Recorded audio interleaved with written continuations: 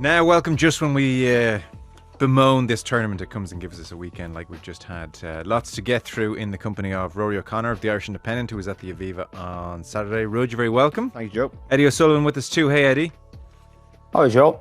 Our rugby coverage, as ever, with thanks to Energia. They sponsor rugby in Ireland at all levels, grassroots with the AIL, and they are official energy partner to Leinster, Connacht, and the Irish men's and women's teams. And their Rugby for All initiative welcomes everyone of all abilities to participate in the game. If you want to learn more about Energia's exclusive home energy offer for rugby fans, you can visit energia.ie/rugby.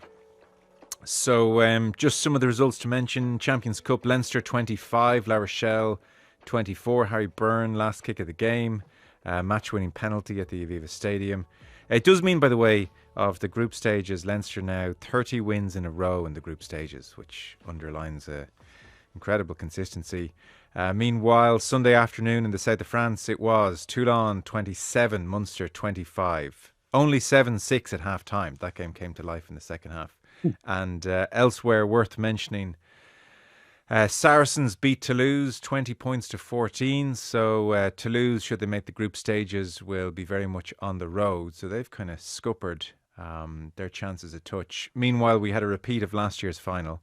Bordeaux put 8 tries in Northampton, 50 points to 28. Very convincing, emphatic Bordeaux performance. And Challenge Cup, Ulster had a 28-0 win over the Cheetahs because the pitch in Amsterdam was frozen. And ultimately, it is hosting club's responsibility to ensure the match can go ahead. So a very handy bonus point win for Ulster. Meanwhile, Connacht just kicking themselves, something not quite working here. They did lead by 17 points in the second half, but they lost to Montpellier 33-31. Montpellier scored 3 tries in the final 15 minutes. So that's 4 defeats in all competitions in a row for Connacht. Lots to get through. Let's start with Leinster, La Rochelle. Rory, you were there. This is the kind of pool match this tournament needed.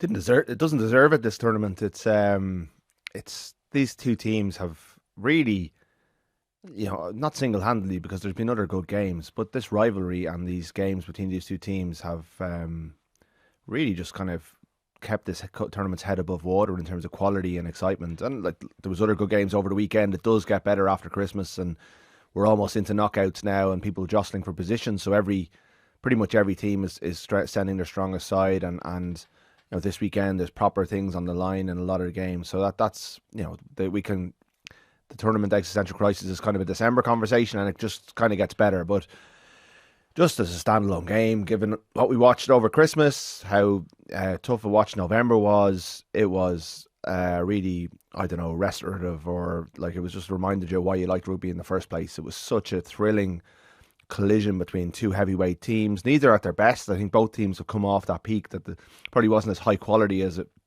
was when they met in the finals a couple of years ago. Yet they were still able to find weaknesses in each other's armour. There was a nice clash of styles. There was a bit of personal beef. Will Skelton was at the heart of everything, and Joe McCarthy was never far behind. Like Lavani Botti, I didn't think he still had a performance like that in him, and he rolls back the years. He kind of emerged from Leinster's nightmares to kind of produce a performance in 2021 or 2022, and all comes down to that final kick. And we even have a bit of drama about who took it, and that ongoing never-ending conversation that we're having about who's the Ireland 10 and who's the Leinster 10, and you just came away from it going, there's a bit of life in this tournament yet, and there's still a little bit of life in rugby yet as well. Yeah, just a reminder of the timeline. Eddie, Leinster, kind of a blitzkrieg first 10 minutes. They looked as good as they've looked all season, 12-0 up in no time. And then by the hour mark, La Rochelle were leading by 5, 17 points to 12. And then when you kind of thought they were really under the cosh, Leinster hit back with 2 tries in 4 minutes, Henshaw and then Van der Fleer. And so with 10 minutes to go, Leinster lead by 5. And then with 3 minutes to go, La Rochelle score a try. Le Garrix down with cramp makes the conversion. And you think that's that. And then Harry Byrne. Yeah, I was called a real barn burner of a game, start to finish. Momentum swinging as well. I mean, at the end of it, my take is that neither camp will be happy, really happy. I think Rog will be furious. Had Leinster, had him done, that last try should have been it. They had the ball, they got the turnover, they had the ball. Then all they did was run the clock out, and they knocked it on. And then the greatest sin of all for to knock on a ball. If you spill it, you have to kill it. And he spilled the ball, he didn't kill the ball. Like a kind of, oh my God, I've knocked it on. And you could see Leinster got on it, and then there was an advantage. Leinster, he held on the ground, penalty. And I mean, this is Leinster going to do this. Once the penalty went, because I knew they'd go to the corner. If they won the line out, it's just a question of either, a drop goal or a penalty. And so it was fantastic entertainment. But I think Roger will be furious because they had it. They had him on toast there, and they let it slip. I think Leo won't be happy because if you look at how Leinster played, like they had real problems again on D. I mean, I don't know how many line breaks La Rochelle got. 13. They were, like that's and how many tackles Leinster missed, and like you could see it coming. Like, to be fair, Raj, his homework done. That spot was tapping that channel further wider. They were getting round the corner. And Leinster saved themselves again with this the turn and burn a number of times. And La Rochelle, like, fluffed their lines, tried some silly offloads.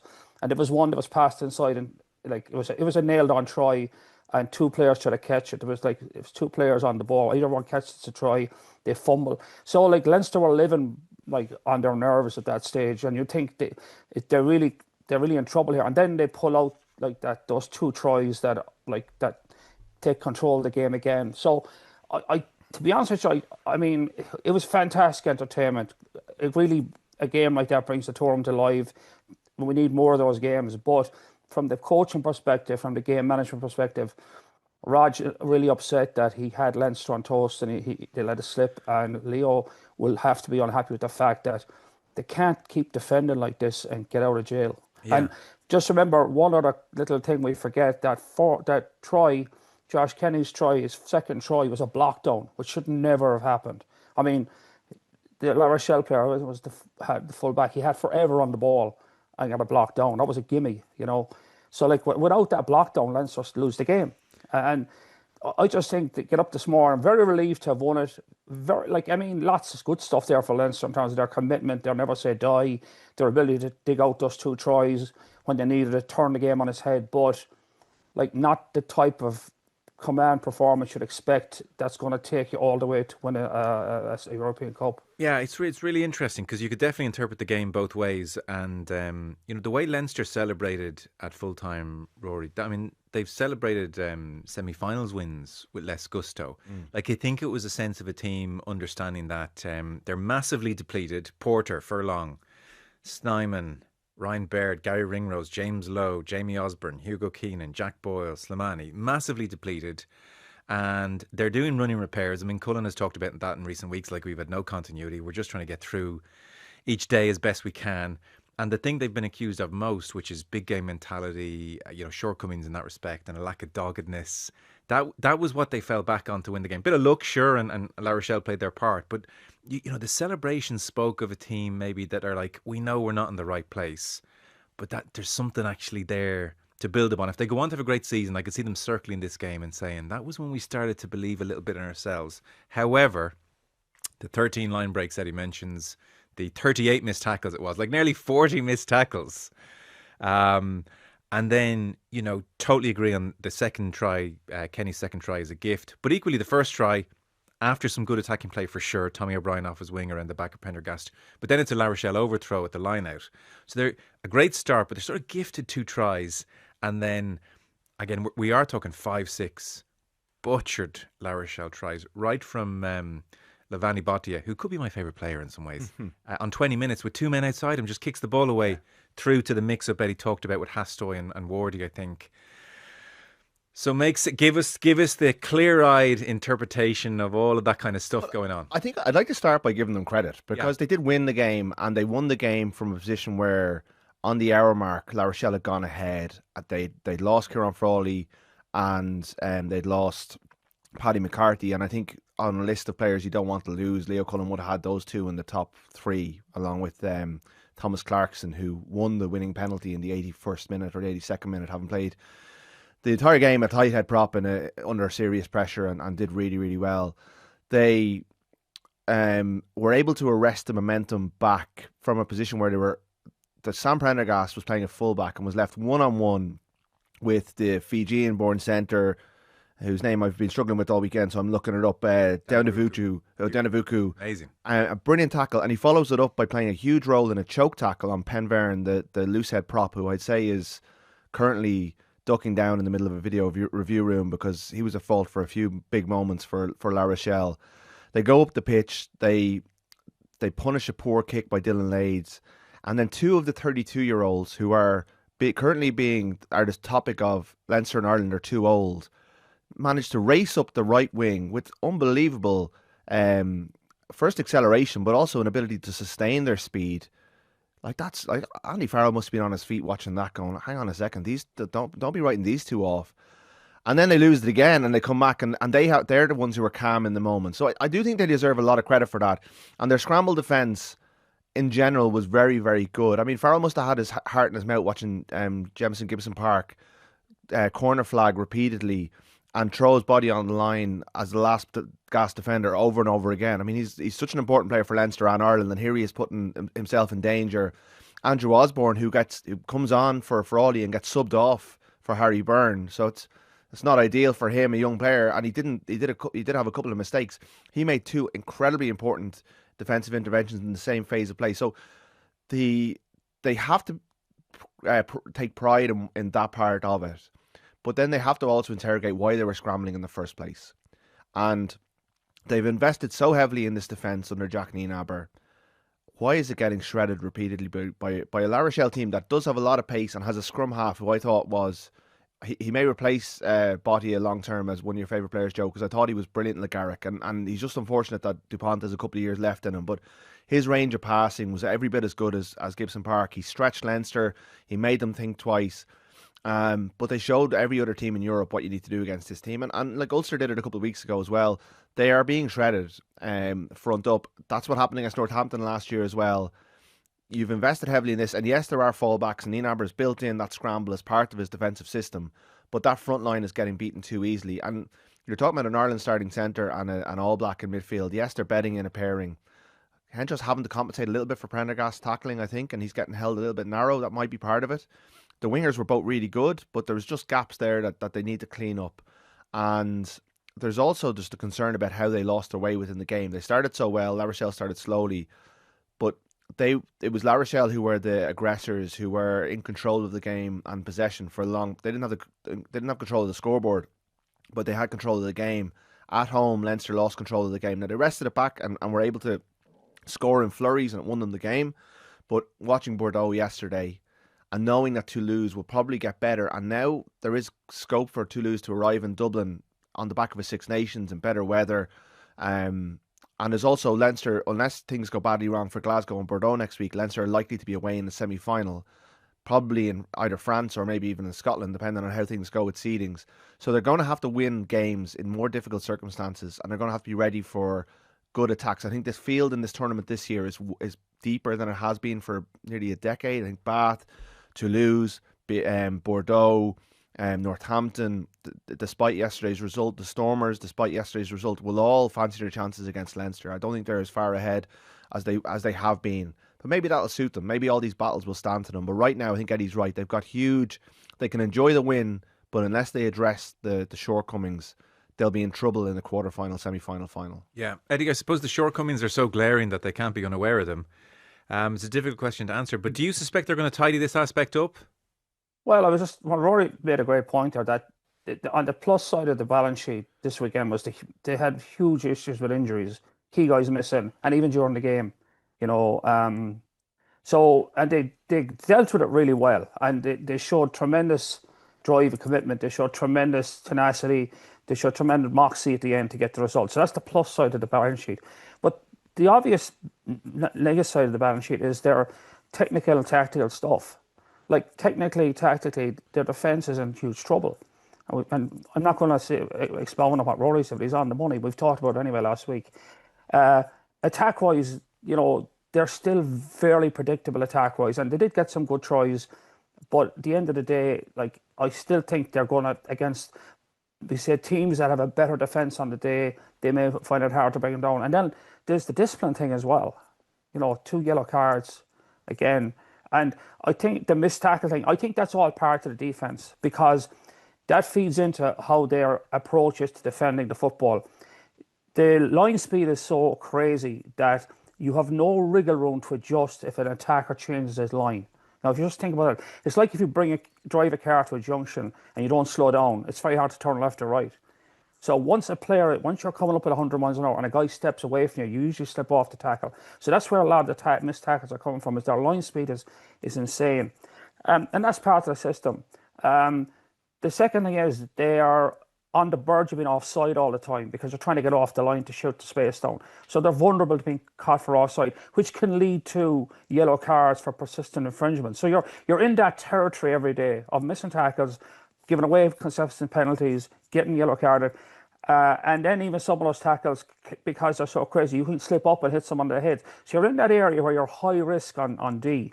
And I think, the last part of it, that's all about the tackling and the line speed.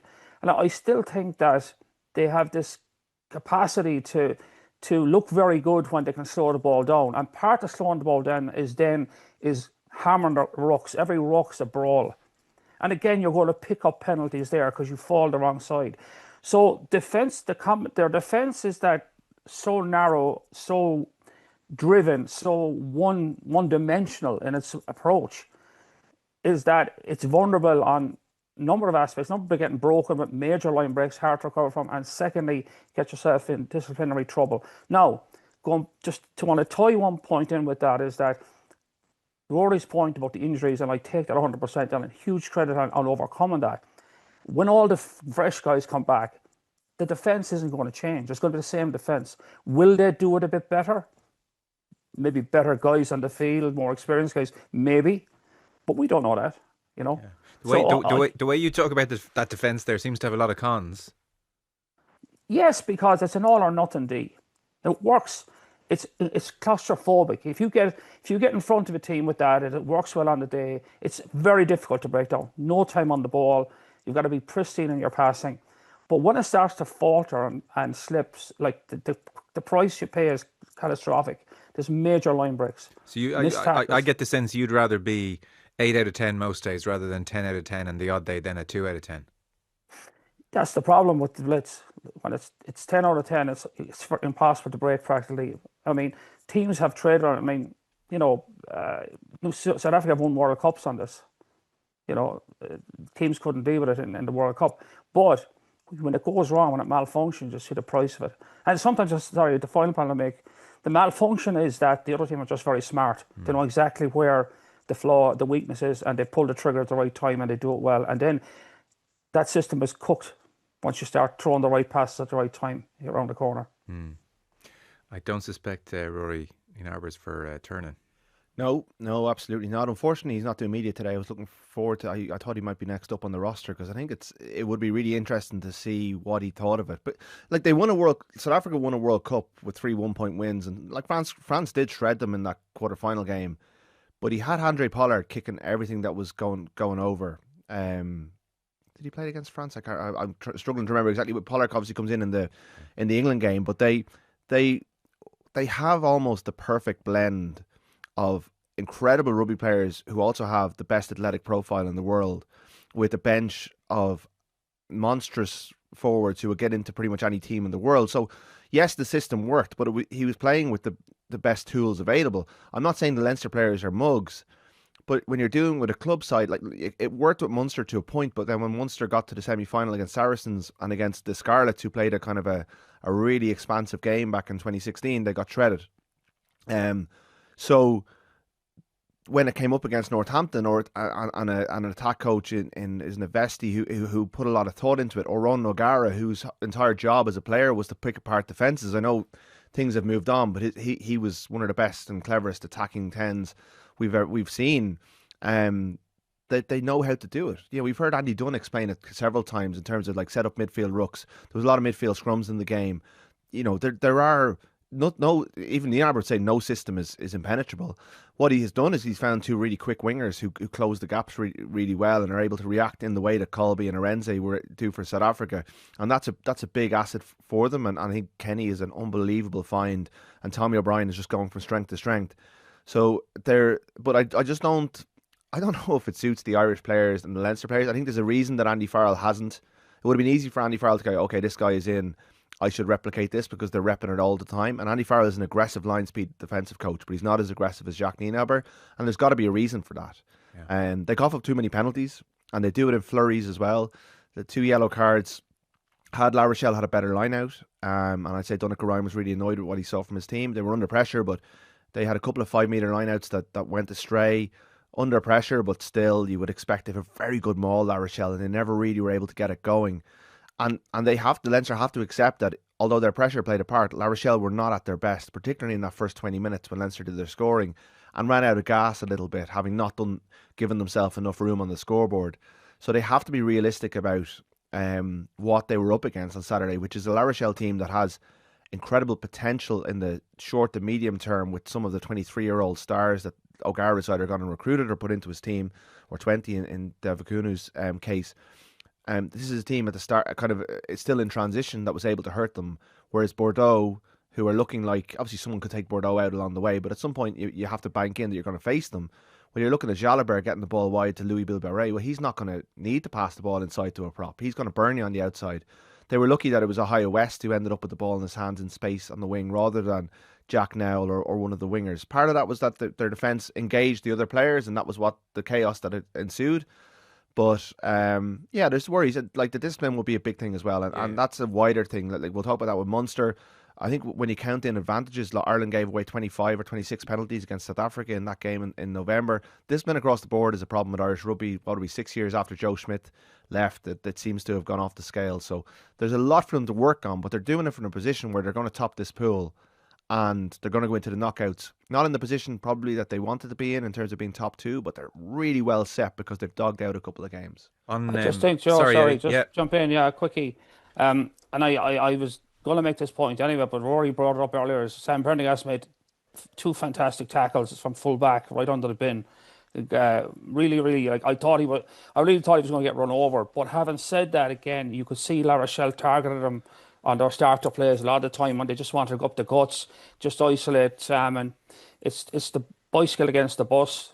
You know, it's physics, momentum, big guy, small guy, you're going to win the collision. It's not that Prendergast doesn't throw himself in the line, but as well, for 2 of La Rochelle's tries, he got fried. The first one, he got a 1-on-1 with Legaric, and he got fried on the short side off the scrum, and O'Brien had to come in, and then Ashvili was in the corner. That was the first one. And the last try, West skinned him on the outside and scored. It was a tough tackle. He still made it, but it was over the line. Yeah. So again, he's going to be targeted. Like if he's at 10, and he has, if he's isolated in space, he has real difficulty. And it's not. Don't get me wrong. It's not that the kid isn't throwing his body on the line. We saw that under the post, like 2 massive tackles. But he's vulnerable again in a game like that where guys are just bigger and faster than him.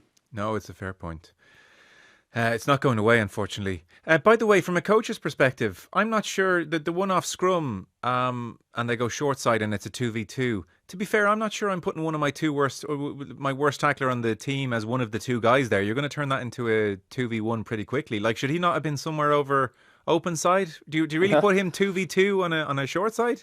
The problem is if he's on the other side, they'd probably gone there as well, you know. I mean, but a bit more compensation around him.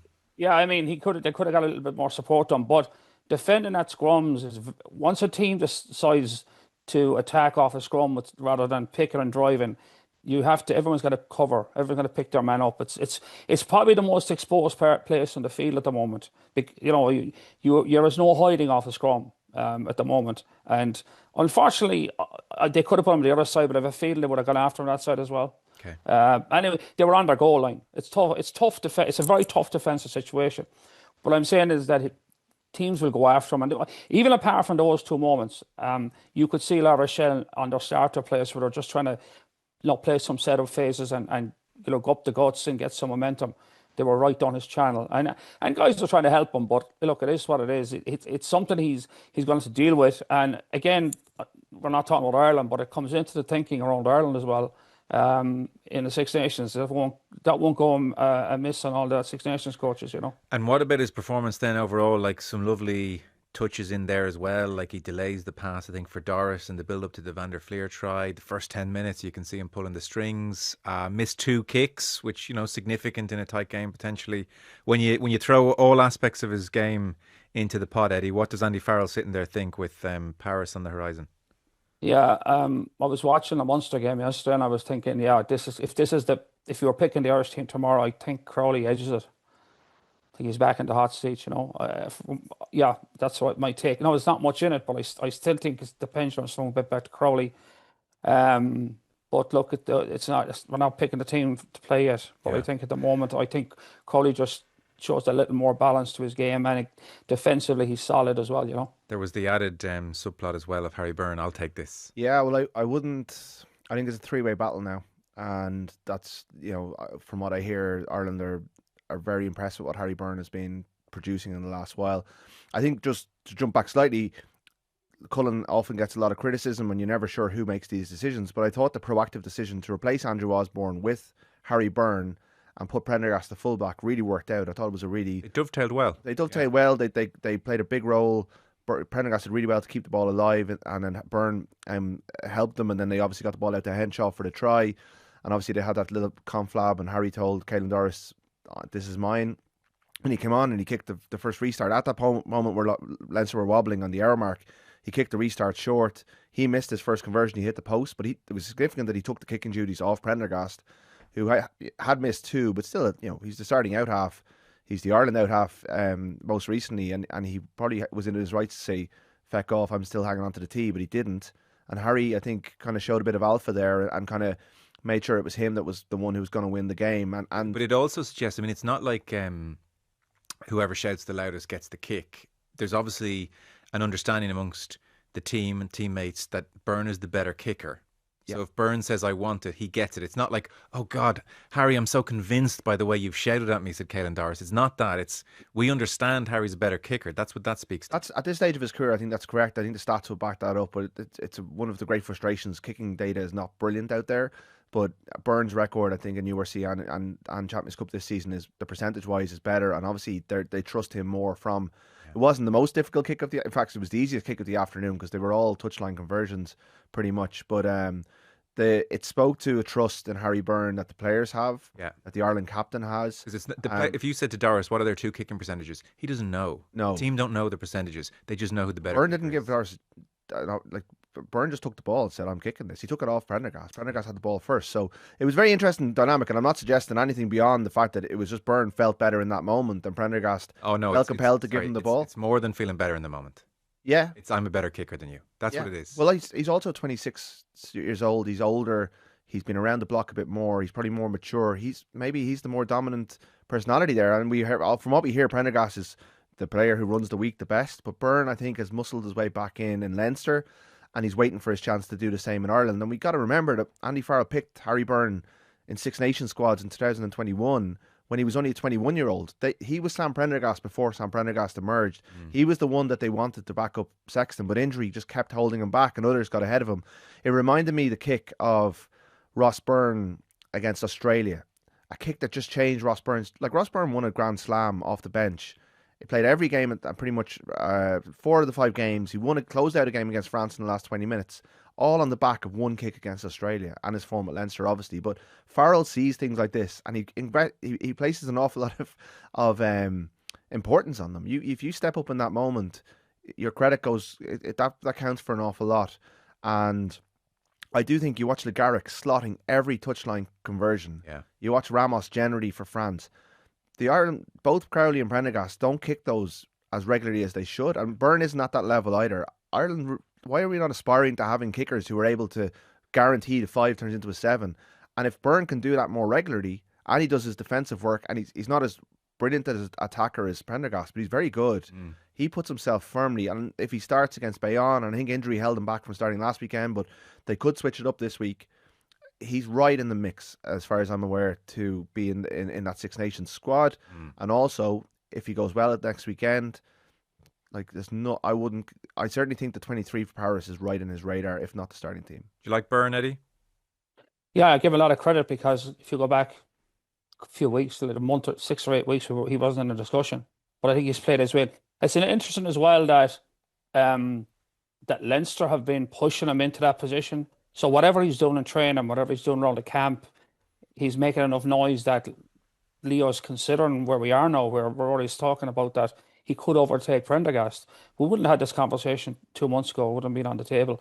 But credit to him. And again, on the weekend, I think he understood as well for him to step up and take it, that he was making the statement, like, I'm going to do this, I'm going to take it on.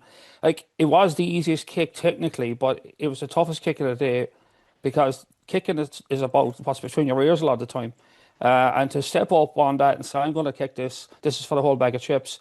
Like, again, he's pushing himself right into the mix there. And I said credit to him for doing that. As he wasn't in the conversation 2 months ago, he's right in the middle of it now. And I think Leinster are recognising, maybe he is the guy to go to in the crunch situation. I don't know. I'm just reading the tea leaves a bit here, but I think, yeah, he's right in there. It'll be interesting.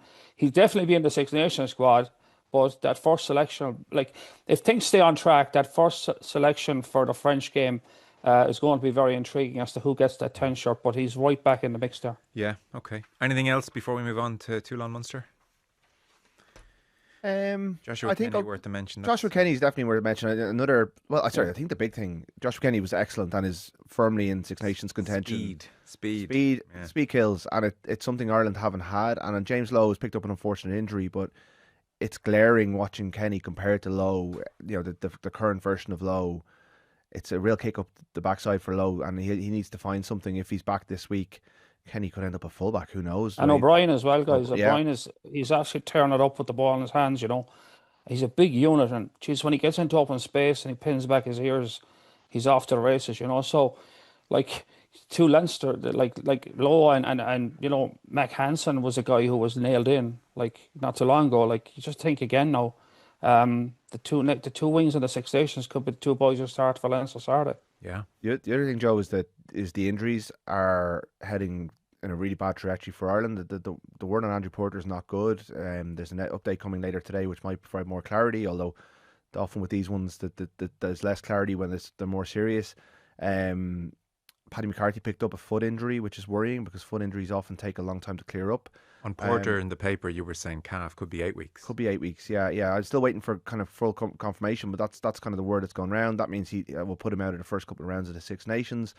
If Jack Boyle doesn't come back this week, which he could, they'll be looking at Jerry Kerr +1. They don't really have another loose head in their squad. They may have to go into their tight head ranks or call someone up from the AIL. The fullback issue is another one because Hugo Keenan's still injured. We're not sure if he's going to get back in time. And Frawley has done very well there, and he looks like he's got an ankle that's going to rule him out for a little while. And they're going to have to cobble something together for Bayonne. The beauty of Bayonne is that Bayonne are gone from the tournament, but they're at home, and I would expect them to still pick a strong team and give them a challenge. But Leinster should get over that. But I think for Farrell, Casey looks like he's done as well for the Six Nations. That injury list in very acute areas is looking quite worrying. So it's kind of watch this space on this one. Casey went off shoulder. Yeah, shoulder, which Macmillan described as reasonably serious, which I think is New Zealand speak for serious. So disastrous. Yeah. Okay. La Rochelle will be on the road for the rest of the tournament. So, I mean, it's a sore one for them. Toulon 27, Munster 25 at the Stade Félix Mayol. At half-time when it was 7-6 and fairly turgid stuff, I didn't see 27-25 on the horizon, and off she went. So, like, second half, Munster 2 penalties in the first half, and then just at the death before half-time, Toulon scored their only score of the first half to try.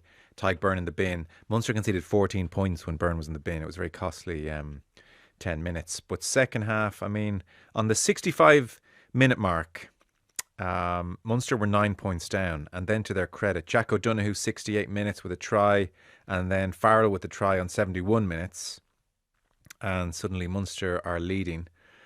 And then Tom Farrell not clearing the space is what the referee said. Not clearing the space. I mean, I don't know, struggled. Like, nothing jumped out when you watch this in real time, Rory, and penalty was given, 30 metres between the posts, over it went, and that was Toulon 2-point winners. But that just not even harsh. It just did not seem a penalty. Yeah, well, it was I thought Dixon and Carley both had good games overall at the weekend, and were part of the reason these were two good games. But that one was, it was Jack O'Donoghue who I think got kind of hurled onto the Toulon side of the ruck, but he wasn't in control of his own movements. He was grappling with an opposition player. You think it's against Donoghue? I think so. Yeah, that was my understanding of it. I thought Donoghue ends up on the wrong side, which right. means that the Toulon players arriving can't hit the ruck properly. I thought he was giving it to Farrell for standing there.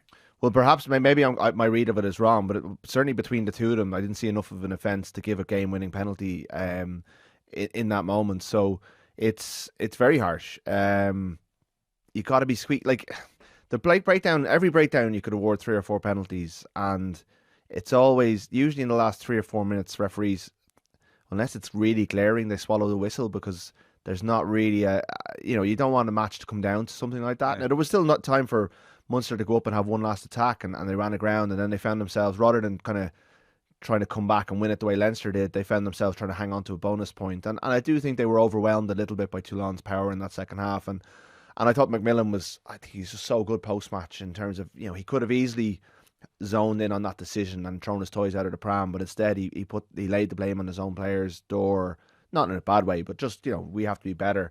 Like Byrne needs to stop getting himself yellow carded in these big games, and part of it is because he cares so much and he's chasing things. And he's the hero all the time, and he's their best player by a mile, and he feels the need to make these big interventions. But unfortunately, when he goes chasing things, which he doesn't have to do with Ireland as much, or with the Lions last summer, he's just getting himself in the referee's firing line, and the damage it does. They would have been better off conceding a try in that moment than him staying on the pitch than him going off, because they really struggle, and it just takes the legs from those around them as well when they have to do his work. So I'm not blaming him, because I think his heart's in the right place and he's doing it for the right reasons, but he needs to stay on the pitch. He's too important to that team. So it was a good Munster performance. At 1 point away to Toulon at the start of this, being 1 try away from 2 points is a good result, but to put themselves in a winning position to lose it is incredibly disappointing. And then the fact they got nothing out of Bath when they actually had chances in the second half to get something out of Bath.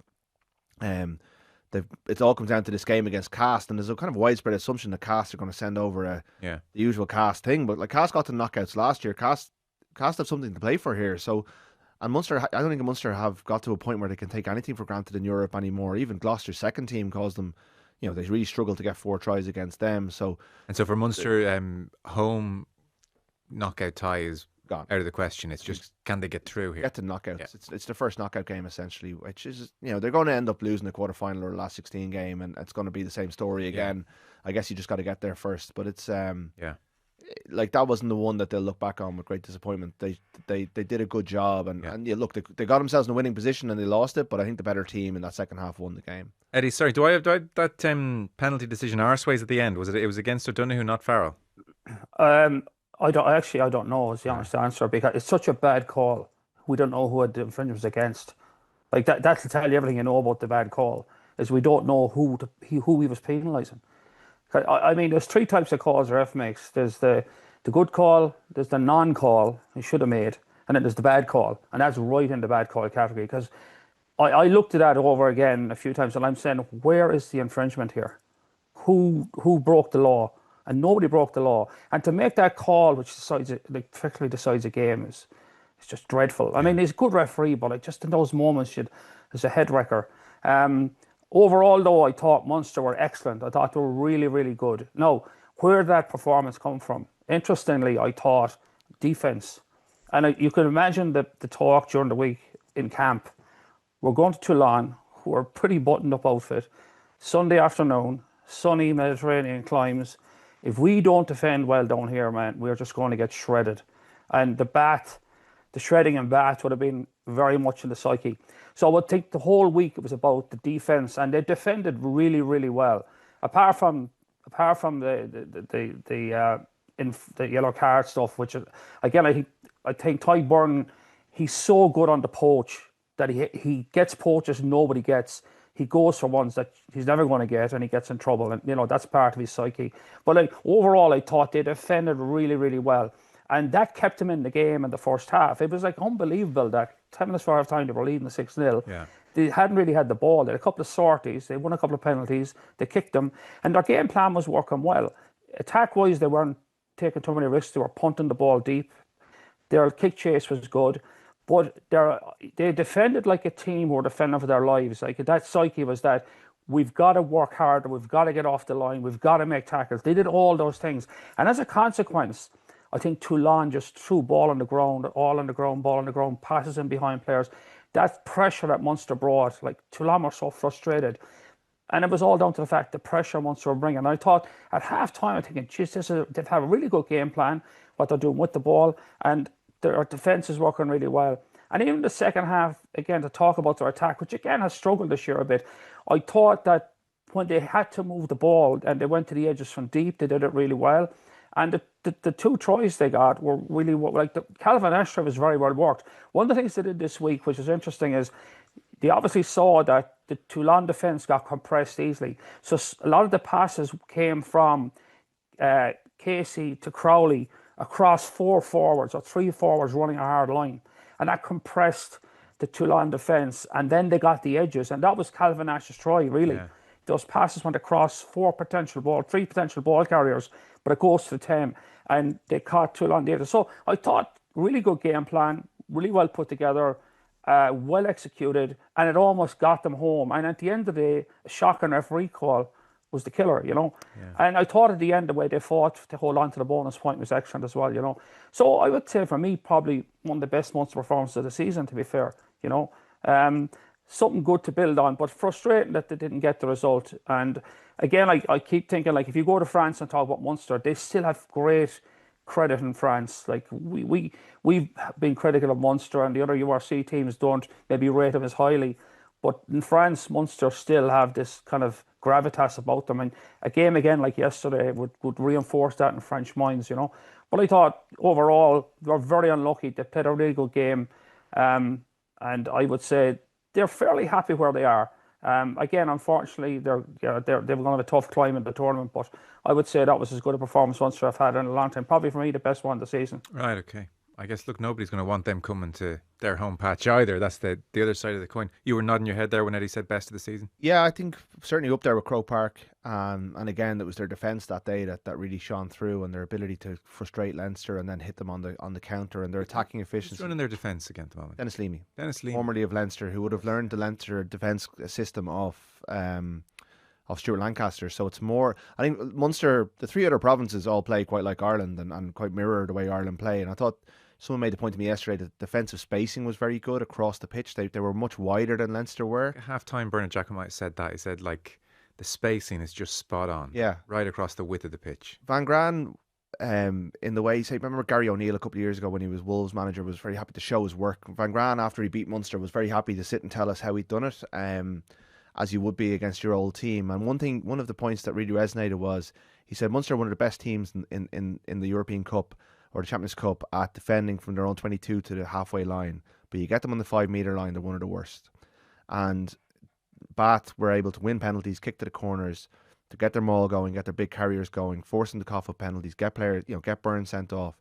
And I think we're seeing that repeated. Once you get, and in fairness, the goal line stand at the end kind of speaks against this, and it's something they need to improve. But the key for Munster is their discipline and not letting teams into their 22, which is obviously easier said than done against a team like Toulon, who have unbelievable athletic prowess and power. But it's something they'll be very aware of themselves. The problem is their defensive breakdown is very good, but it takes chances and it coughs up penalties, and that's kind of brings teams into the game. And they do have a habit of when they concede one penalty, they then concede a flurry of penalties and they kind of back them up. And that's been a problem going back to even when Johan was in charge. It's when they get under pressure, and Leinster are doing it at the moment as well, to go back to it, they're giving them away in clusters, which is just causing them big problems, and they end up with 14 men and down on the scoreboard. So they know what they need to tidy up. The question is whether they have the cattle to do it, and in particular in that tight 5 in that front row, it just looks underpowered in this company, and it has done for a while, and they haven't been able to fix that. And the line out obviously came under some pressure. That it wasn't all bad. But and the scrum won penalties and lost penalties, so there was good and bad there. But they signed Michael Alatoa as kind of injury cover during the season, but that wasn't what they needed. Like, Alatoa was a lovely ball player who can hold his own by and large around the place, but he's not a destructive scrummager. Like, that's why Leinster let him go to get Slimani, and Munster probably need someone more like Weenie Antonio. Everyone needs a Weenie Antonio, but someone like a big body who scrummages, can do the other stuff as well. Problem is, you're talking 700 plus a year, and Munster don't have that sort of budget. So this has been the long-standing problem, and the fact that they're able to go to France and be competitive against a team like Toulon, having beaten them 2 years ago, beat La Rochelle over there last year, they're able to summon these performances. But if they had a few key pieces of the jigsaw in their squad, it would elevate them quite quickly. But they haven't been able to put that squad together and kind of shop. They're not shopping in those kind of high markets at the moment, so they're having to pick up bargains, and unfortunately it's just coming a little bit unstuck as a result. Yeah. Eddie, you mentioned Crowley earlier on. You were impressed with him. Do you want to give us a bit more on that? Yeah, I mean, I think he ran the game really well, which was like that was his job, but he did it. He was very much in command, very much in control. I think as well he kicked the ball well. I mean, he had a couple of fumbles where he kicked one out in the full, but his composure around it and managing the game, knowing when to pull the trigger to go wide. I think, and I thought, to be fair as well, not to pivot away from Crowley, but I thought the two centres did very well also. I mean, that last try was great interplay between Farrell when he cut back against the grain, made the pass, and then it's reinserted himself to take the offload from Lankeville. Like that was a really nice work try. Not off the training field, just pure football between the two of them. So they have a kind of a nice balance going in the midfield. Crowley is in control of things. I think Casey's going to be a big loss though. I mean, he's really important to him. And again, Casey was so smart to draw the yellow card. There was a free kick, and it was a nothing free kick. They were inside like their own 22, I think, and he seized the chance to tap one, knowing the French player is going to tackle him, and that's a penalty then and a yellow card for killing. And it's like he's so aware of what's going on around him, Casey, and he's such a firecracker around the breakdowns as well. I think where you saw Munster struggle yesterday was when the opposition were able to get in the front foot with the big ball carriers, and really put them under the cosh. You had the yellow card. It was just pure pressure. They were on their goal line. The try that was the scrum half scored. What's his name? Ben White. Yeah, that was again around the breakdown. Just relentless forward carries, ran over defenders. Michael Alalato got isolated at a pillar, stayed out instead of stayed in. He got caught. So that is the problem when they get against teams who get on a roll physically against them. They can wear them down. Okay. But I just thought, I thought Crowley looked in a good, comfortable space. His kicking was good. His place kicking was pretty good. The midfielder working well off him. So there's a kind of a good synergy around the team off Crowley. And I think Casey's a part of that. So the question now is if Casey's got this long-term injury, things may not be as smooth as they were. So I don't think it's all Jack, but I think he's playing his role really well. He's got a good balance around him, and the team are responding to him. Yeah. A final one on Champions Cup. We were just wondering before we started, who are the favourites now? I looked it up there just as we were starting. Bordeaux are listed as the top favourites. I think Toulouse are still in there, even though they lost it against Saracens last weekend. Yeah, Toulouse they're both joint favourites with Leinster. Three teams, and then Bath are 5-1, which looks like not that I'm out here to give gambling advice, but that looks like a good bet. Northampton, then Glasgow. Toulouse will be on the road a fair bit now. Toulouse, yeah, well, they've lost 2 away games. So, usually when a team struggles in the pool stages, they struggle to kind of find their form in the knockouts, even though they're having a brilliant top 14 season. But that's not a good sign, and they had a good team out. Saracens were brilliant. It was a reminder again of what this tournament can offer, like a former champion summoning a performance at home. Really, Jack Willis was outplayed by his brother Tom. All the Jamie George was in the thick of it. Farrell comes in and does a really good job. So it was a real classic Saracens performance, and they've had a really poor Christmas in England. But it's a reminder that anything can happen in this tournament when good teams come up against each other. But yeah, I think the way the cards are falling, it's going to be very interesting knockout stages, because Bath have lost the game, so they'll probably be on the road in the semi-final if things go to seeding. Leinster have not picked up 15 points, which might not be enough if Glasgow and Bordeaux get the maximum next weekend, which is not a foregone conclusion because they both got tough games. So we're going to have a few. There's more good teams this year, I think, more contenders than there has been for a while. And Toulouse having mangled up their pool, like last year they lost out by a point to Bordeaux. This year they're going to lose out by a considerable distance, but it's going to make them very dangerous. Like Leinster don't want to draw Toulouse in a last 16 game or a last. No one will want that. Currently, as it stands, it's Leinster Munster in the last 16. But a lot can change next weekend. So don't be booking your tickets for Croke Park just yet. Okay. Montpellier Connacht was on the same time as Munster Toulon, so I don't suspect either of you had a chance to see it. But 4 on the bounce for Connacht, Eddie, and they were 17 points to the good, conceded 3 tries in the last 15 minutes. They can still qualify. They've Montauban, who are bottom side, and they'll reach the last 16. But we're still waiting for it to click here a bit. Yeah, well, they're clicking with the ball, but again, they're back to the same conversation we had last week. They're not defending. I mean, they were 14 down, then they took control of the game, raced away with it. It looked like they were in a winning position, and then collapsed again at the end. Like, if you're going to give up 30 points a game, you're not going to win too many. You know, I mean, you got to score more than 30. So they're putting themselves in a bit of a pickle. I mean, attack-wise, we thought last week that it was still kind of malfunctioning a bit because we thought. Well, my point was that I think, Stuart Lancaster's still getting his feet under the table in terms of what he wants from an attack. But it seemed to work very well. I mean, away from home, it was a really good performance. But then the other side, the defensive side, is just shocking. Yeah. It can't keep going like this. It must be soul destroying. Because even when you get to games, you've a 15, 17-point lead. Fellas are still nervous as kittens, this is not over yet. Like when you should be just closing out a game, guys are panicking a bit. That happens because they know they can get hauled in from like 15, 20 points back. So it must be tough going out there. Remember, you're playing while you're scoring tries. You're going, this is not over yet. We're only 17 points up. Like usually 3-score game and you shut it down. But that's the problem for them at the moment. And it will undermine them. Like it will undermine them overall. All the negatives on the D will eat up all the positives on the attack at the end of the day because you're not getting the W's. You're not getting the wins. Sometimes you can wear defending badly if you're getting wins sort of at the end of the day. But I think it's getting to a point now where it could unravel their season. That's very early days to say that, but they're in a bad place defensively. Yeah, it's funny. I mean, if you'd said to them in advance, we'll give you 31 points in the south of France, you'd say, great, okay, we'll be fine. I do think you can't wave it away, but Lancaster is using this tournament to both rotate a squad and give opportunity, and that's going to be difficult away from home. So I think there was 3 debutants again last weekend. He's still trying to find out about players, but his big target, he openly admitted it after the Leinster game, is trying to get back into the top 7 or 8 of the URC. And that big game against Leinster in 2 weeks' time, the opening of the new stand at the Dexcom, like they have to perform that night. They really have to win. Yeah. I think we should just touch on the farce of when you step back from it. An Irish team playing against a South African team in Amsterdam in the middle of January in Europe's secondary competition, and then it's snowed off, moved to another venue which doesn't have any stands. Like loads of Ulster fans and Cheetahs fans from probably European-based Cheetahs fans had bought tickets for this sold-out arena in Amsterdam. It gets moved to Den Bosch, then called off. Like sometimes you got to step back and go, what's rugby doing? Like this is crazy stuff.